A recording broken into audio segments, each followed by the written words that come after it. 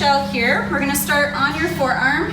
Rest that elbow right underneath your shoulder, connecting this lower side of your abdominals so that you're also getting an oblique connection with your clamshell at the same time.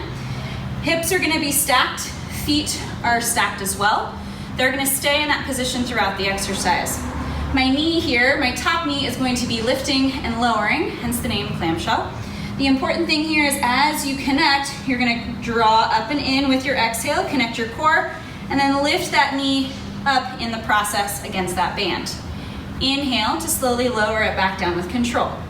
Be thoughtful that as you lift, that your hips are not rolling back. This is a common compensatory pattern that people will use, and then that's working more of your hip flexor instead of your glute. I want you to feel that work back here in your seat.